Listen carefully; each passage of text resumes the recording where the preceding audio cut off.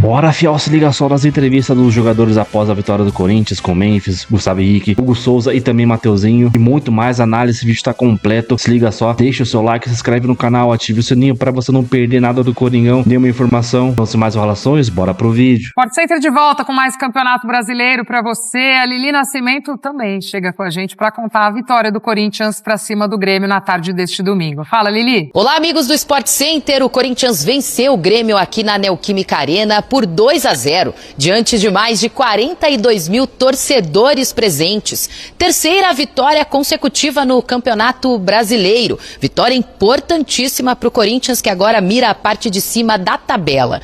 O primeiro gol saiu logo no início do jogo. De cabeça, Gustavo Henrique abriu o placar.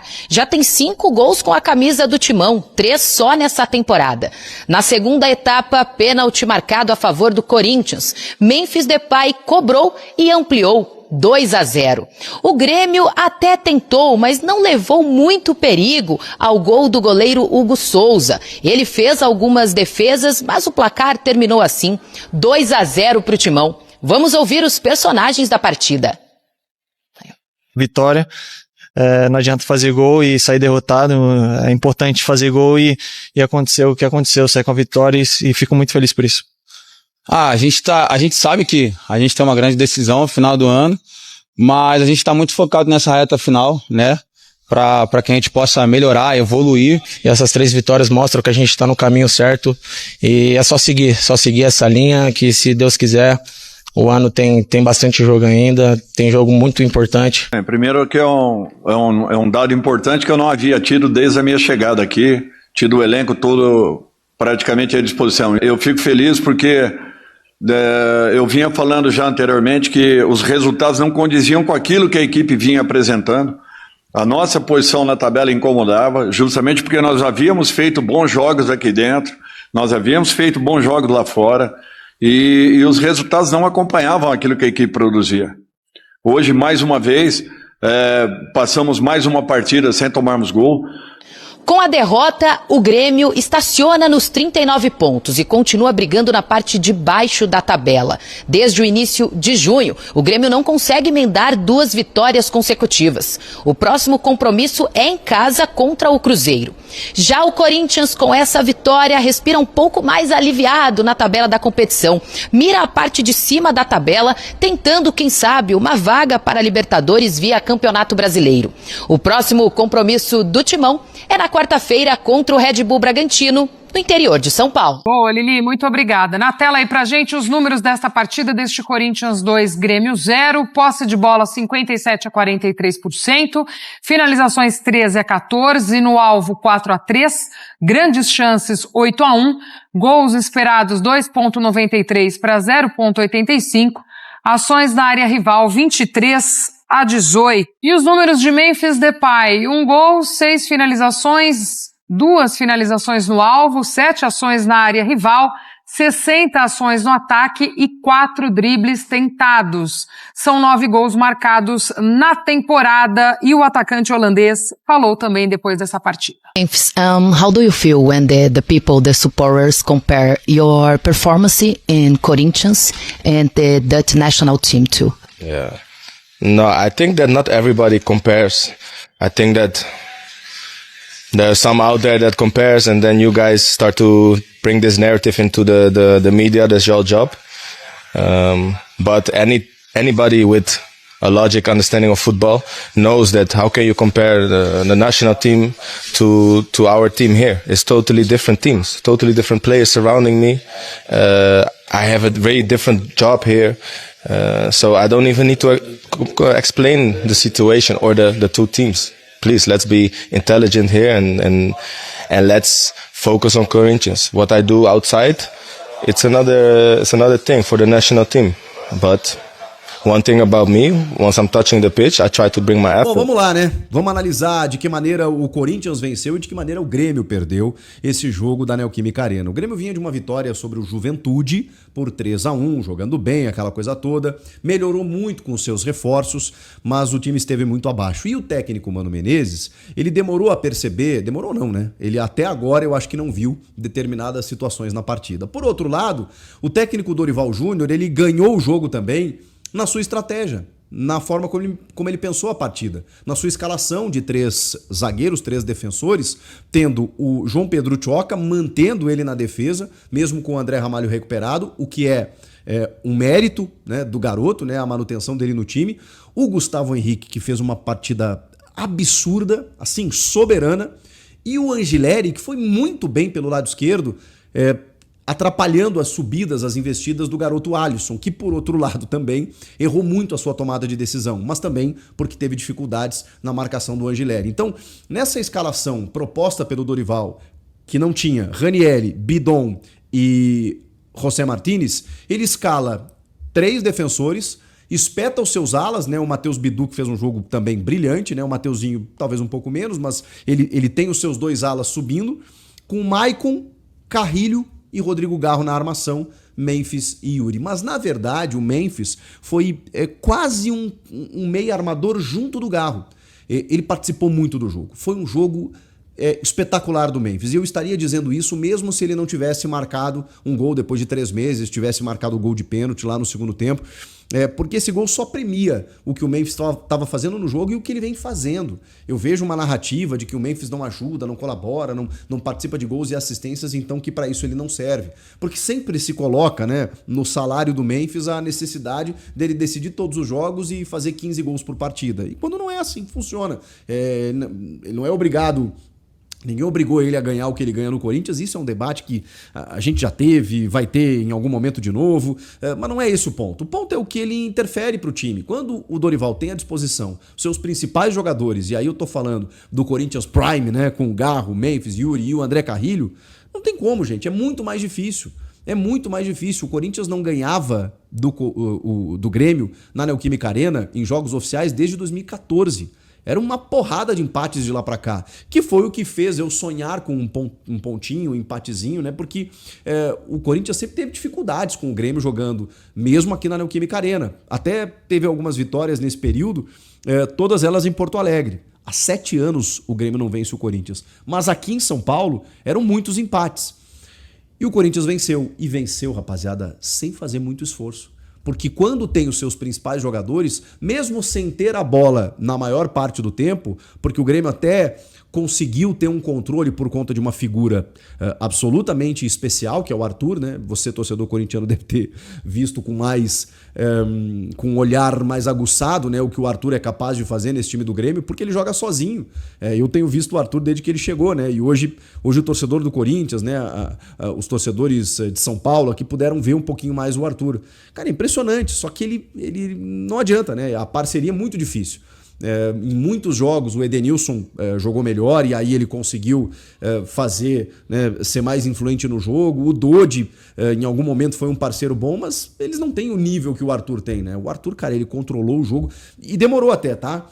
Com 25, 30 minutos o Arthur começou a respirar o jogo do Grêmio e aí o Grêmio começou a ter controle e o meio-campo do Corinthians estava com dificuldades de achar o Arthur. Só que quando a bola saía do pé do Arthur, esquece. Era uma dificuldade do Grêmio e uma facilidade para o Corinthians, inclusive, trocar passes à frente da área. O Corinthians teve muitos espaços à frente da área. A cabeçada do Yuri, numa defesaça do Thiago Volpe, que origina o escanteio do gol, é um Rodrigo Garro carregando a bola com muita liberdade. E aí ele mete com a mão, assim, para o Yuri fazer aquele cabeceio. E aí na cobrança do escanteio, a defesa do Grêmio fica olhando e o Volpe sai bizonhamente depois de ter feito uma puta defesa. E o Gustavo Henrique foi lá e acabou fazendo o primeiro gol, o gol do primeiro tempo. Jogou muito bem defensivamente e ofensivamente ainda ajudou. Gustavo Henrique. Tá jogando fino.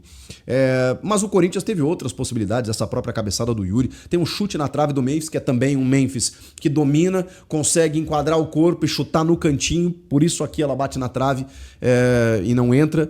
Então é mais uma liberdade que o Corinthians teve ali e o Corinthians trocando passes. Porque ele tinha essa dinâmica que mesmo sem o Breno Bidon, que eu acho que é um cara que... eu sei que a galera às vezes torce o nariz, ele suspenso é reforço. Não, eu acho que ele dá uma dinâmica interessante pro meio campo do Corinthians. Sem ele, a dinâmica continuou. A transição não foi tão rápida, os contra-ataques do Corinthians não foram tão rápidos, mas o Rodrigo Garro vinha buscar jogo, o Memphis foi muito participativo, e o Yuri, cara, mesmo que ele não tenha feito gols e ele não tenha criado tantas chances, né, com exceção dessa cabeçada, é um cara que ele bagunça demais, né, porque ele ataca o espaço, ele faz o facão, ele se apresenta. Então, cara, em algum momento o Yuri vai desandar a fazer gols, eu não tenho dúvida disso, eu não tenho dúvida que agora tudo bem, ele tá em jejum como o Memphis estava. E aí já apareceu esse gol dele hoje de pênalti, mas é um gol super importante também. Mas ele vem sendo importante pro time. Então o Corinthians agora tem uma sequência, cara, que olha, é Bragantino fora, e o Bragantino é um dos piores times do retorno e contratou o Wagner Mancini como técnico. Então dá pra ganhar em Bragança. Depois joga 2 jogos seguidos em Itaquera. Contra o Ceará, que tá ali meio de tabela, mas tá abaixo do Corinthians e confronto direto, então tem que ganhar. E é menos time, vamos combinar. E depois o clássico contra o São Paulo. O São Paulo também não vive uma grande fase na temporada, em Itaquera. Então, cara, já tem 3 vitórias seguidas. Vai saber, né? Pode emendar mais 3 vitórias. Onde o Corinthians pode chegar? Hoje está 5 pontos do G7. Já sabemos que será G7 pela final brasileira na decisão da Libertadores. Então, meus amigos, realmente estamos num ponto em que o Corinthians olha para uma outra parte da tabela. Olha para a parte de cima sim, porque não dá para saber o que vai acontecer na Copa do Brasil. E se você não tem a certeza, a garantia de que você vai ganhar a Copa do Brasil, o brasileiro vai te possibilitar uma vaga na Libertadores. Ah, mas na pré é ruim? Não é ruim. É ruim porque o melhor é a fase de grupos, mas se não é a fase de grupos, o melhor é a pré-Libertadores, né? Você tem calendário, você tem jogos eliminatórios, você tem a chance de disputar a Libertadores, então tá certo, tem que fazer isso. O momento do Corinthians em alguns momentos, né, da temporada, eles eram muito difíceis, né? Agora não. Agora o Corinthians com o seu time. Isso eu preciso destacar, né, gente? Eu bato muito nessa tecla. O Corinthians Prime, ele seria G4 do brasileiro se jogasse todos os jogos. Só que não joga, porque o Dorival tá tendo os caras agora. No Campeonato Brasileiro, agora, na 30ª rodada, ele teve os caras. Então, pô, é difícil, né? Na Copa do Brasil ele teve nas oitavas contra o Palmeiras e passou com 2 vitórias. Então como é que eu não vou acreditar que o Corinthians possa chegar numa final e ganhar a Copa do Brasil quando todos estiverem? E como é que eu não vou acreditar a melhora do time a esses caras? E como é que eu não vou destacar que sem eles o time teria dificuldades? É óbvio. E acho até que o Dorival encontrou soluções no meio do caminho. Enfim, mas referente ao jogo contra o Grêmio, a estratégia do Dorival ela foi muito consciente. E o Mano Menezes não só demorou para enxergar, como não enxergou. E quando faz trocas no segundo tempo, troca por jogadores inferiores, né? Eu acho até que o Alisson não estava bem, mas aí entra o Pavon. O Amuso, para mim, depois do Arthur, era o melhor jogador em campo e ele tira para colocar o Kiki Oliveira, que já deu declarações dizendo que quer ir embora, não tá jogando absolutamente nada, não fez nenhum sentido essa troca. Colocou o Cristaldo, que não é uma solução, não vem sendo, mas o Edenilson também não estava conseguindo ser. Então, o Grêmio ainda carece numas questões de elenco, e se não tivesse contratado, se não tivesse o Arthur, talvez não conseguisse nem achar alguns pontinhos que achou pelo meio do caminho em algumas vitórias fundamentais que fazem com que o Grêmio hoje não dispute o rebaixamento, embora não tenha escapado matematicamente, mas a gente sabe que vai achar 1 ou 2 vitórias nos últimos 7 jogos aí do campeonato. E a briga do Grêmio vai ser essa, vai ser Sul-Americana, eventualmente uma pré-Libertadores, dependendo do número de vagas. Mas eu nem tô contando com isso. Eu estou projetando um próximo triênio, vem aí um novo presidente, o Grêmio tem que repensar muito a sua formatação de grupo e também o seu treinador, né? Porque o Mano Menezes, ele em algum momento ajusta o Grêmio quando ele tem qualidade. Quando a qualidade se ausenta, em que a gente precisa do treinador para que ele encontre soluções, isso não aconteceu durante a temporada. E isso vale para o Dorival Júnior. Eu acho que o Dorival Júnior, por mais crítica que você possa ter, encontrou soluções na dificuldade. E depois, ele... Aí quando teve os seus melhores jogadores à disposição, ele conseguiu resultados que talvez até o corintiano nem esperasse. Então, ele está vivo pelo título da Copa do Brasil e ele pode encaminhar um Corinthians numa Libertadores para o ano que vem, caso esse título não venha. E eu acho que acho que o Corinthians está muito vivo, tá? Para enfrentar um Cruzeiro, vai ser um jogo igual. Corinthians com todo mundo, jogo igual. E depois, numa decisão, é Vasco ou Fluminense. Acho que, assim, quem passar de Corinthians e Cruzeiro se torna favorito para o confronto contra os cariocas. Não desmerecendo, só acho que tem um favoritismo. E aí vai dar jogo. Jogo eliminatório, né? Enfim, jogo lá e cá. O Corinthians decide fora, né? Na final. Na semi decide em casa, que eu acho que é uma vantagem também, pela força local ali, né? Dependendo do que acontecer no jogo de ida. Enfim, acho que as perspectivas mudaram. Já tem um tempo. 3 vitórias consecutivas agora. Uma perspectiva muito boa daqui para frente. E esses caras jogando bem. Então, ó, Gustavo Henrique, jogaço. Angileri foi muito bem. O Memphis foi destaque, assim, só não acho que ele foi absoluto, porque pra mim o Gustavo Henrique jogou mais. Mas do meio pra frente o Memphis fez o time jogar. Garro muito bem também. O Yuri participativo. Corinthians tem um bom horizonte. E o Grêmio, cara, repensar muita coisa. 7 anos que o Grêmio não vence o Corinthians. Ai. Vamos lá, né? Vamos lá. Semaninha começando. Só para encerrar com os lances polêmicos, não é toda bola que bate na mão que é pênalti, tá, rapaziada? Respeito quem pensa diferente, mas assim, de tudo que eu conheço, por regra, aquele lance do Noriega no primeiro tempo não é pênalti. Ele não está com o braço colado, não está. Mas ele não está com o braço estendido, que caracterize uma imprudência, uma maneira antinatural de você ir para a disputa. Ele está com o braço ao lado do corpo e essa bola é muito próxima. É por isso que o VAR não revisou e é por isso que o árbitro não marcou em campo. Aquilo, por mais que você queira, não é pênalti, tá? Depois tem uma entrada muito dura do Matheus Bidu no João Lucas, que é um jogador muito insuficiente. Nossa senhora, o Grêmio sofreu também por ali. Mas a entrada dele é aquela entrada tornozelo, pé em riste, em que o árbitro poderia ter aplicado o cartão vermelho, tá? E o pênalti cometido pelo Dodi... Primeiro que é uma cagada nossa, né? Que é uma saída de bola, a bola dominada na defesa, o Corinthians marca a pressão, o Grêmio se atrapalha, a bola sobra pro Memphis, ele tenta dar um chapéu e o Dodi, né, ergue o braço ali, a bola toca na mão dele.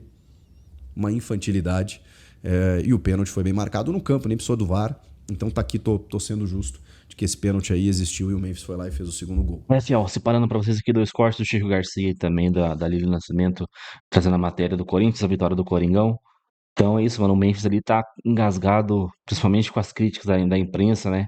Eu acho que mais do Neto mesmo, que, cara, qualquer brecha que o Memphis dá, o Neto arregaça, cara, velho. Também foi fazer música pro Neto, agora vai ter que aguentar até o final do contrato, mas, cara, o que importa é dentro de campo ele fazer gol.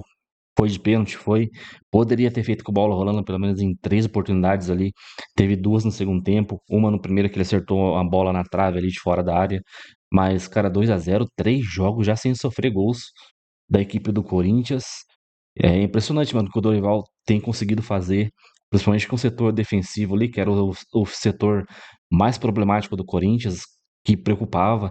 Os zagueiros muito abaixo, claro, Gustavo Henrique, o Choca tá jogando bem, André Ramalho, mas o Kaká, Félix Torres, cara, quando esses caras entram, é certeza de cagada ali. Mas o Dorival conseguiu ajeitar pelo menos o sistema defensivo, colocando o Gileri às vezes, mudando a formação. O Mateuzinho e o Matheus Bidu também tá jogando muita bola, cara. Tô gostando dos dois. Defensivamente também não tem comprometido. Então, o Coringão aí, mais uma vitória, 42 pontos.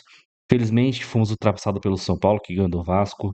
Ali, cara, entre Vasco e São Paulo seria bom um empatezinho pra gente, mas tá bom, estamos subindo na tabela. Agora pensar, cara, no próximo jogo, quarta-feira, contra o Bragantino. E na outra semana, no domingo, contra o Ceará em casa. Eu chutei uns 4 pontos. Empatezinho fora de casa ali contra o Red Bull não é um mau resultado. Uma vitória ali, dá pra gente chegar aqui a uns 46 pontos.